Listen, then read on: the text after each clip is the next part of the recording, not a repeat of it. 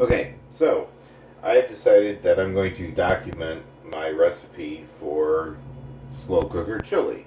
Um, the cat is not one of the ingredients, although I leave that to your discretion. Um, yes, come on. So, I'm making this. Typically, I enjoy ground beef, but I'm making this for a friend who uh, is not allowed to have ground beef, and so we are having ground turkey instead. Okay, so I've got 2 pounds of ground turkey that we're going to use. Okay, just to give you an idea of what the ingredients are we're working with here. 2 cans, 15.5 ounces of Brooks chili mild beans. Okay, we've got 2 cans of dark red kidney beans, which we will drain in a strainer when we take them out of there. 1 family size can of tomato soup, which is roughly 23 ounces. These again are 15, just like the other ones. Okay, and then we're going to have chopped onions from McCormick mixed in with the ground turkey. And then we will later add red cayenne pepper, chili powder, ground cumin, garlic powder, black pepper, and these are toppings for later. And they're all going to go inside of this old school rival crock pot here. Cook time on low is typically about 8 hours, and I'll show you the process as we go along, but that is what we're going to do. So here we go. First thing we're going to do is we're going to take our family size can of tomato soup, pour all that in there. This is very easy. This is just throw a bunch of stuff in here. Now we got our 2 cans of Brooks chili, mild chili beans. Stuff sometimes takes a little help to get out of there. There we go. That's one. No, still working on it. They keep it in there. And number 2. There we go. Mix it around a little bit there. Okay. And then we just take the kidney beans, dump them on in. Oops. Alright, I just ground up 2 pounds of ground turkey. You can use real onions if you'd like. If you do, I would use a 1/4 cup. I don't use a lot of onion in it. I personally am not a big fan of the texture of onions, and so I have used McCormick's chopped onions. I put a bunch of that in there and mixed it around, still giving it the onion flavor without the feel of the actual onions. Now, if you're using ground beef, you definitely want to strain the beef afterwards, because the grease in there will do a number on your intestines later on post-meal. The turkey's not so bad, but I will still strain it for whatever little bit there is in there. Alright, now I just take the turkey, dump it in. There you go. Okay, now comes the fun part.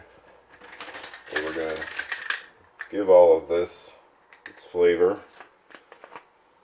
We're going to start with 2 tablespoons of chili powder. I am not paid by McCormick. It just happens to be what I use. Just word of advice, if you're like me, don't get wild and start throwing it all over the place, because then I get spice everywhere.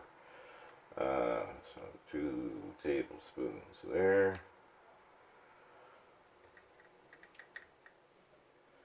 Like so. Okay. Then we got 1 tablespoon of ground cumin. Oh, that's a little bit more than 1, but that's okay. Nothing wrong with that.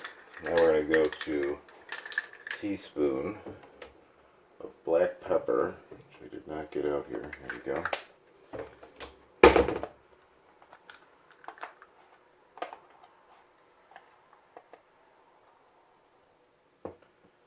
Try to distribute it evenly. Doesn't really matter, I guess. It's all going to soak together. Personal preference, this is, to me, this gives it its kick. This is ground cayenne red pepper. I just put one teaspoon of that in there. And I think that's what really puts it over. It's more flavorful. Flavorable?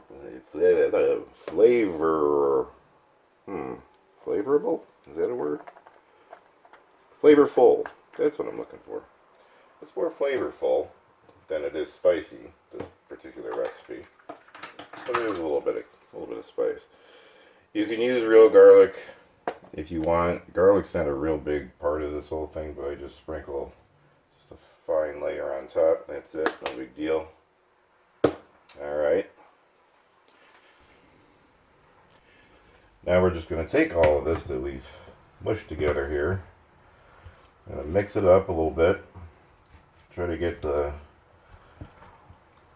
beans and the beef and the sauces and all that stuff all kind of just get mixed together.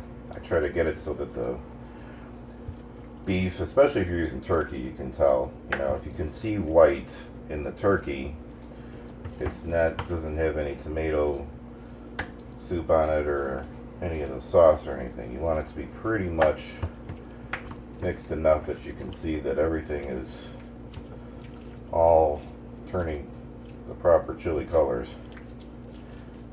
That should just about do it.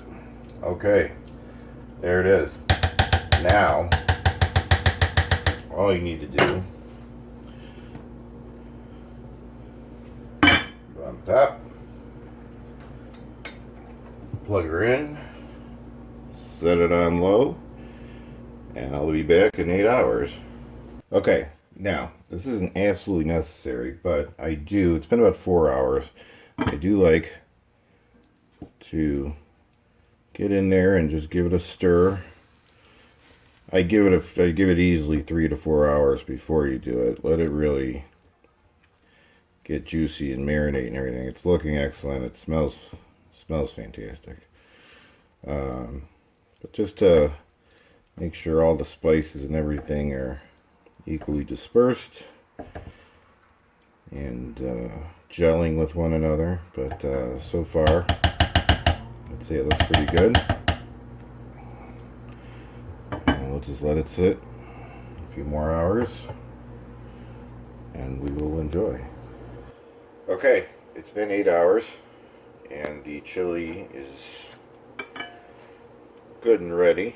You can let it cook longer if you want. I mean, you could leave it in for 10 if you want. But it's certainly ready to serve at this point. So, now, I personally prefer, first of all, cheddar cheese to top with. I prefer rustic cut, which is a bigger, thicker cut than what this is. My friend John, who's going to be eating this, made it clear that he likes your regular standard run-of-the-mill shredded cheese. So we're using that. But rustic cut is the way to go. You get your oyster crackers.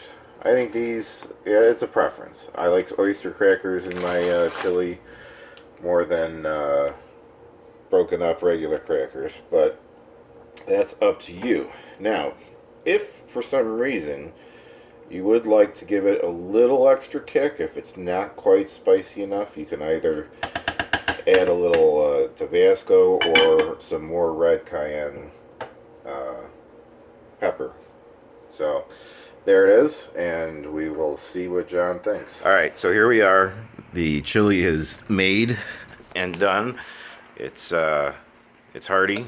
We've got oyster crackers and cheese in there. John is ready to try it. First instincts, first impressions. My first impression is it smells wonderful. As soon as I walked in, I smelled it. It's got a lovely color. It's got it looks excellent. The consistency looks fantastic. And when I put a few crackers in there and a little bit of cheese, and the spoon stands straight up. Yes. Always a good sign, because It's hearty. yeah, you want it like that. I don't like soup. Yeah.